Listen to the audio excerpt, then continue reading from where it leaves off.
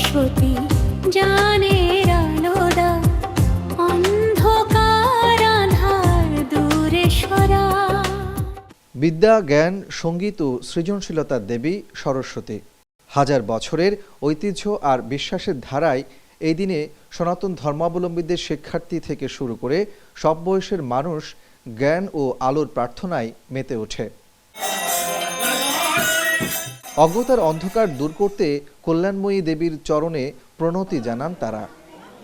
সরস্বতী মহাভাগে বিদ্যে কমললোচনে বিশ্বরূপ বিশালাক্ষী বিদ্যাং দেহি নমস্তুতে।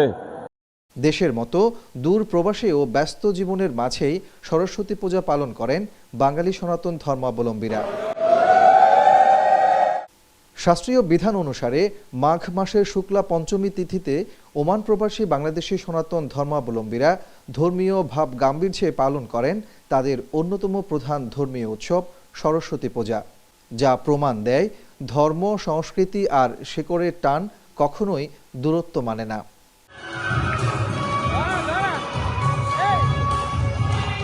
প্রবাসে আমরা এসে যে এত সুন্দর ধর্মীয় উৎসবগুলো পালন করব, এটা আসলে সত্যি কল্পনার বাহিরে।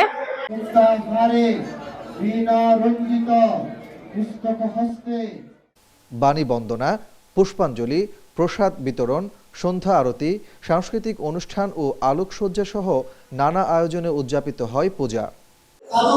দেশের বাইরে এত কিছু সুযোগ, স্বপ্ন আমরা কল্পনা করতে পারি না। বিদ্যাদেবীর আরাধনায় প্রবাসীদের স্বতঃস্ফূর্ত উপস্থিতিতে আয়োজন হয়ে ওঠে আনন্দমুখর ও উৎসবময়।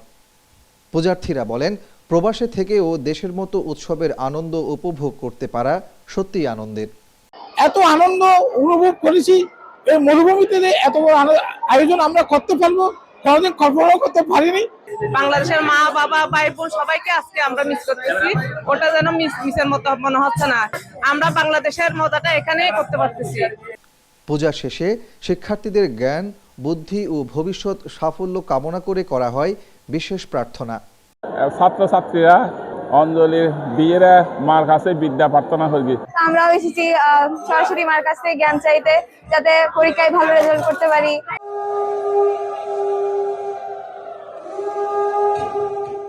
রাজধানী মাস্কেটের ওয়াদি কবিরে এবার বড় পরিসরে আয়োজন করা হয় সরস্বতী পূজা।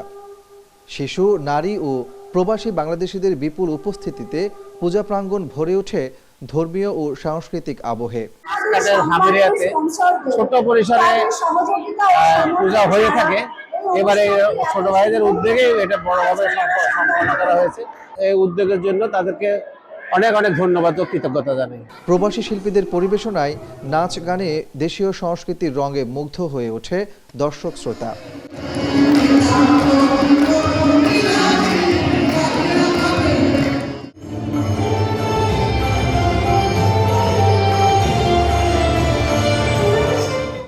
আমাদের যে শিক্ষা, সংস্কৃতি, এই যে কালচার, এগুলো শেখানোর জন্য আমরা ছোট বাচ্চাদের উদ্বুদ্ধ করে এই সাংস্কৃতিক অনুষ্ঠানটারও আয়োজন করা হয়েছে।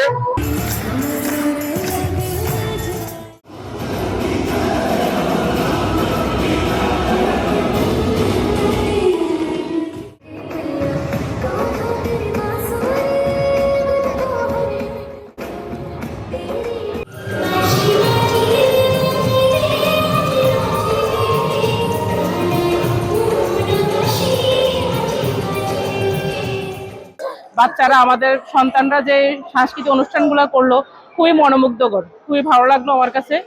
প্রথমবার বড় পরিসরে হওয়ায় সকলেই বিশেষভাবে উচ্ছ্বসিত। আমরা প্রচন্ড আনন্দিত এবং আপ্লুত, ভাষায় প্রকাশ করার কিছু নেই। অনেক সুন্দর হয়েছে, আমরা সবাই মিলে অনেক এনজয় করছি। আমরা আজকে বিগত আমি 25 বছর ধরে এখানে আছি, কিন্তু আসলে এত বড় প্রোগ্রাম আমি আর কখনো দেখিনি। আসলে আমাদের সন্তানরা দেশে যেভাবে এগুলো উপভোগ করে, এখানে তেমন করা হয় না। এখানে এসে আমরা আমাদের সন্তানদেরকে এটা দেখাতে পারছি যে আমরা ছোট থেকে আমরা যেভাবে এটা করে আসছি, যে এভাবে হচ্ছে সব, তো ওরাও এটা শিখলো, জানলো।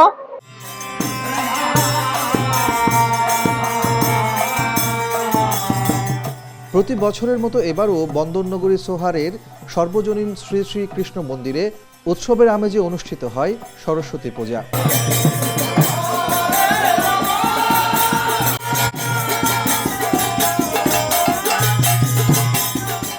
বছর ধরে আমাদের সোহার কৃষ্ণ মন্দিরে সরস্বতী পূজা আয়োজন করে আসছি আমরা। অনেক ভালো লাগতেছে, সবাই আসছে বিভিন্ন জায়গা থেকে, আমাদের সোহার, কাবুরা, বিদাইয়া, সাহাম, সিনাস থেকে আসছে ভক্তবৃন্দ। ধর্মীয় আনুষ্ঠানিকতার পাশাপাশি এবার আয়োজন করা হয় ব্যতিক্রমী পিঠা উৎসব, যা পুরো উৎসবে যোগ করে নতুন মাত্রা। বাঙালি সনাতনী গৃহিণীরা ঘরে তৈরি নানা স্বাদের পিঠা নিয়ে অংশ নেন এ আয়োজনে। অনেক রকমের পিঠা, পায়েস, দুধ পুলি, চিতই পিঠা, তারপর হচ্ছে তেলের বড়া, তারপর রোল পিঠা, তারা পিঠা, পুলি পিঠা, ভাপা পিঠা, পুয়া পিঠা, বিভিন্ন রকমের পিঠা। সবাইকে একটু আনন্দ দেওয়ার জন্য, দেশীয় স্বাদটা উপভোগ করার জন্য বাঙালির যে ঐতিহ্য, এই পিঠা উৎসবটা আয়োজন করেছি। রকমারি পিঠার মিষ্টি সুবাসে মন্দির প্রাঙ্গণ যেন এক টুকরো গ্রাম বাংলায় রূপ নেয়। এই পিঠা হচ্ছে যে আমাদের ঐতিহ্যবাহী হাতে বানানো চুষি পিঠা বলা হয়। এখানে নারিকেল, কিশমিশ, বাদাম, গুড় অনেক কিছু দেওয়া হয়েছে। এটা হচ্ছে অনেক সুস্বাদু পিঠা। অনুষ্ঠানস্থলে গরম গরম ভাপা ও চিতই পিঠা তৈরি করে পরিবেশন করা হয়, যার স্বাদ আর ঘ্রাণে প্রবাসের মাটিতে জাগিয়ে তোলে দেশের স্মৃতি আর উৎসবের উষ্ণতা।